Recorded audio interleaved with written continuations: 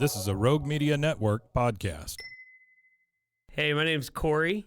My show is called One Star Rewind.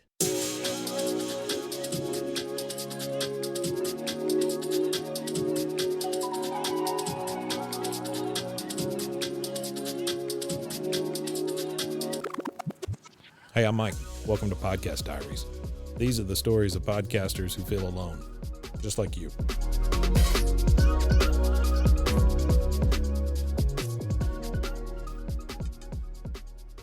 All right. Hey, Cory. Hi. How are you? I'm doing well. So tell me about you. Yeah, man. Who are you? I guess tell me about your show.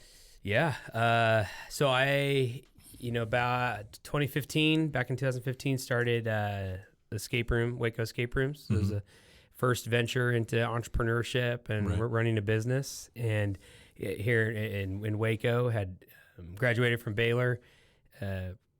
Kid from the Northwest, never had been to Texas before, so it all was pretty new to me. But loved going to school here, made a lot of friends, made a lot of community, and then went back home for a couple years and came back. And then since then, I've started other businesses and invested in other ones. And but through all of it, everything gets reviewed. You live and die sometimes by people's opinions, even if they're having a bad day or not. And somebody actually, I will not take credit for the show concept. I was wondering. I will not take credit. Somebody else pitched this idea, and I loved it. They ended up moving away, and so it wasn't going to happen. So I reached out. I was like, "Hey, are you cool if I do this?" Or, well, really, I was going to find someone to do it. Yeah, sure. And then I was going to be the first guest because I got 1-star reviews. You got 1 stars, yeah. Yeah, so couldn't find anybody. I love the concept, so I was like, sure, I'll do it, man. Let's go. So started interviewing other business owners that have their 1-star reviews. They come on the show and we talk about them. I just ask them what happened and they get to kind of defend it or give their side of it. Your show started as audio, right? And then went to video? Yeah, started as audio. I think I did like 5 episodes. Yeah. And then I took like a 9-year break. No, it wasn't. It was a while. It was probably 6 months. Yeah. I think I struggled to find guests, which is always hard, I think, for any show sometimes. I just needed to get in the rhythm. And well, especially your show, I would assume, because it's very specific. Yeah. It's very specific, and I think a lot of people were a little shy. Business owners, they don't want to talk about their 1-stars. Like, they pretend like they're not there. Well, it probably feels like you're going to make fun of them or you're going to ride them about their 1-star or whatever, when it's just the opposite. Yeah. Well, I think they think, oh, if this brings one to light, they're going to read all my other ones. Yeah. And they're going to see how bad I am or a bad business owner or something. They know they can delete those, right? I mean, they can get rid of them. They can't. The 1-stars? You can't? Oh, they're there, baby. The Google ones you can No, delete, right? Dude, there's one. My friend Jared, they have an escape room in Murfreesboro, up in outside of Nashville. Yeah. And one of their 1-stars is, "Don't go here. The Marriott Suites is terrible." It literally says in the review, names the hotel, and Google won't take it down. Wow. Yeah, they reported it. They were like, clearly you can read this review that it is not meant for us. And it's been out there for like 4 years. It makes me laugh. Wow, so, no, crazy. It's brutal, man. You can ask people to take them down. That's the only way. But sometimes that conversation gets very uncomfortable. See, I genuinely thought you could delete them. Mm-mm. Wow. Oh, no. You're living with, they're with you, man. It's crazy because anybody could leave one about anything. Anything, yeah. And I think that's what some, and not everyone on the show, I don't think we've had anybody on. I haven't interviewed anybody that had probably below a 4.2 or 4.3. So they're, overall, they have good reviews. There's just a few little bad ones. Well, and that's more realistic, right? I mean, if you've got a perfect 5 or you've got a 1 or whatever, that either there's not enough reviews or somebody's massaging things for sure. or whatever. Yeah, and there's always kind of the, we love deep, I on the show, we love assuming things about the reviewer. So like, is this a fake account? Was this a competitor? Yeah. Was this person, did they really even come into your place? Did they come back afterwards? Like, we love to kind of, and I think that makes the owner feel a little bit at ease because I'm always on their side. I have yet to like take the side of the customer and just totally blast the business owner, you know, because we've all been there. And I think most owners can kind of say, hey, some of this is pretty bad, like, or it's not true or whatever, but this part, we did mess that up, you know, so. Yeah. Yeah, I have. I've listened to a couple of your shows. Yeah, for sure. And, one or two. Yeah, and I can say that almost without fault, the owners usually say, "Yeah, we screwed that up," or "This happened," or "You don't know the rest of the story behind this thing," or whatever. Sure. Very rarely do they say, "Oh no, that's just completely untrue." Yeah, it's untrue. Yeah, and I give them a chance. Like we read the review. So the way the show. The cadence of the show, which I did come up with. The original concept was not mine, but the flow of it, I kind of took a little bit from this. It's like it's a sports rewind. Yeah. It's like this moment in time, and it takes a moment, like a big shot or a big pass or something in a sports moment, and then it rewinds it and like, why was that a big deal? And they go back 4 or 5 years or whatever, and they rewind, and that's the episode. So I loved that concept. Say like a Sean Elliott shot or like something an unlucky, like where he's out of bounds, and why does that not called? If only there were a replay back then. Sure. Exactly. So this concept, we're like rewinding, if you will, back to when this review happened. So then, is there anything you can take away from it? Yeah, 90% of it's not true, but this 10%, yeah, I hired really bad people back then. Yeah, so we're better now about customer service or something. Sure. So tell me, I think you've kind of explained this a little bit, but give me kind of your motivation to do this show. Yeah, I like figuring out the review game. When you're a first-time business owner, especially in this day and age, when you get those notifications either on Yelp or a Facebook recommend or Google review, and it's bad, your heart, you can't, and this is maybe more me, but you can't let it go. It bothers you for days. Oh, I'm sure You're like, that's most. Why did this happen? Yeah, you start sweating. Like, you just like, what did I do wrong? Everyone's now going to know. You feel embarrassed. And so I've been in those shoes, and I think it's good sometimes. It's almost like a therapy session. Like, let's talk about what happened. So I think that's kind of why, or where I can see it from my side is like, I've been in those shoes. So it's interesting to have a platform to talk about it. So do you identify with them a lot? Oh, yeah. Yeah. Oh, for sure. Yeah. And I think sometimes, I don't ever say it on the show, but I can sometimes read like when the owner might be just making something up, like, oh, this really was your fault. Right. But you were just not wanting to own it. Sure. And I'll never like call them out. And I'm just happy that they're coming on my show. I think that takes some courage to do that. But you may have just lost a couple of guests. Yeah, maybe. Sorry. There were two that said no. Oh yeah. Yeah. Who's that? Can I say them? I don't care. I'll say them. I'll say them. So we're here in Waco. Yeah. Now we've done shows that are not in town. We've done one from Oregon. Yeah. Another guy that lives in Ohio. Right. So we've done some virtual shows, which I would love to do more. So if you're out there and you have a bad review, hit me up. 1-star rewind. This is an ad for Cory's show. This is an ad for Cory's show. But because we're in Waco, there's a lot of Waco shows. Right. Or a lot of Waco businesses. Yeah. So Waco Tours was one. They're a tour company here in town. They have some bad reviews, and they did not think it was part of their marketing strategy to come on the show. Totally fine. I get it. I remember when they told you that. Yeah. Yeah. And it was I think it was verbatim. Yes. What you just verbatim. said. That is what they said. Not a part of our marketing, but we appreciate it. Yeah. And then the other one. Didn't they say something about your little show? It said little show. I think they said like, we like the concept of your little show. Yeah. It's not a part of our marketing strategy, and I wanted to go slash all their tires. Little show. Yeah. Wow. The other one, a newer company in town, and I always say the name wrong, but it's like Fimfo or Fimfo. Yeah, the glamping. The glamping people. Yeah, sure. Their review, that one didn't make sense because the owner actually wanted to come on. Yeah. It was their marketing person that said, I don't think this is good for us to talk about these this early, because they're brand new. Right. But the review, like, it was basically somebody reading their website that was like, I don't think these services make sense and it's too expensive. They didn't even go there. Yeah, sure. So like, oh man, come talk about it. So they said no too. Yeah, why wouldn't you? I know. I mean, that just seems like a strikeout. It is. You know? It says, but everybody else has been cool about it.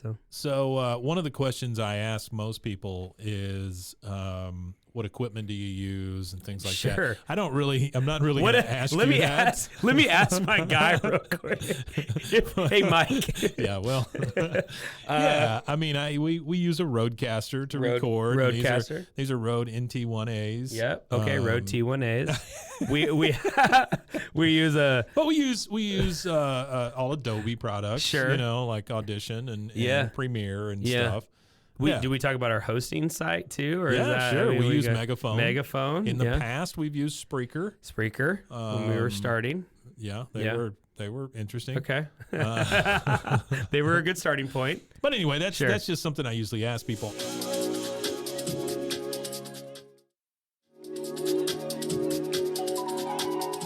Let's say you were just podcasting, and by the way, you have a second show that you didn't mention.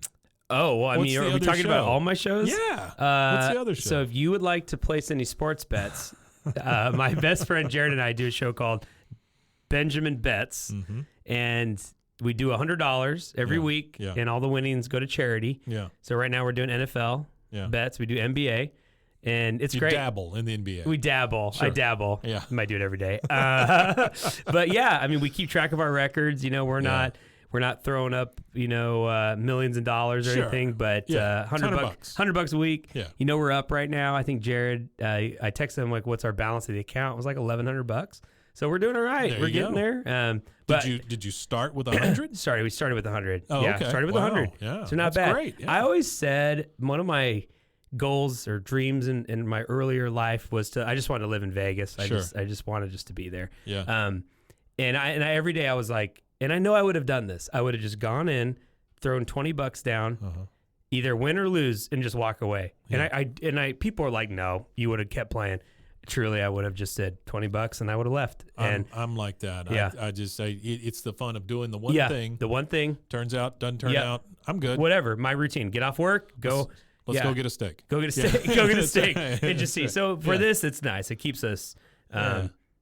Sports betting is not. I will say it's not legal in Texas. Sure. But Jared happens to live in Tennessee, right, where it is. So the two of us do the show together. So if you were a podcaster full time, okay, let's say that's all you did. All I did. Yeah. Okay. What does success mean as a podcaster? Ooh, I'm definitely like an achievements person. Like I love to measure myself against other people or everyone. Sure. And like tracking is big. So in the podcasting world, it's really your downloads, your listens, how many people are listening to your show. Yeah. So I would probably say 1-star rewind. I couldn't tell you. Maybe I need to figure this out, but I don't even know what genre I really am. Yeah. It's maybe business. It's maybe some comedy. I don't know what it is.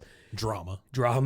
You got the 1-star. Dun, dun, dun. I'd probably figure out my category, and I'd want to be number one in that category first. Yeah. Or I'd probably trim it down to say I want to be the most listened show in Waco, and then I want to be the most listened show in Texas. And I know it's even hard to pull those stats, but that's how I treat success. Is I find whatever the measure is for that business or whatever I'm doing, and that's what I want to win at. And I think that was hard in business because it's like, there was one other escape room here in Waco, so that made it easy. Yeah, shut them down. Sure, that was my goal. Right.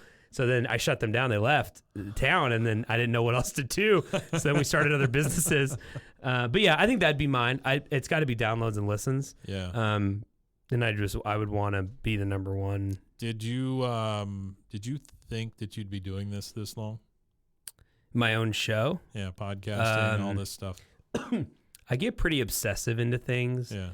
And if I'm not there, I just don't have the personality to just say, I'll quit and let's do something else. Yeah. I would just keep going and keep going and keep going. So if someone were to tell me, hey, you're going to keep doing this podcast, I probably wouldn't have been surprised. Yeah. But when I look back, we're almost at 1-star rewinds, like 47 episodes. Sure. And there's been some reruns in there and stuff. So it's almost been like a year or maybe over a year, that's shocking looking backwards. 2 locations. 2 locations. 2 locations and one contest show. Yeah, that's right. Or whatever. Sure. But no, I think if you had asked me, are you going to keep doing this? I think the guests, That's still my hardest part of like just it's tough. always thinking who can be on the show and who wants to come on and timing to get here and all that stuff.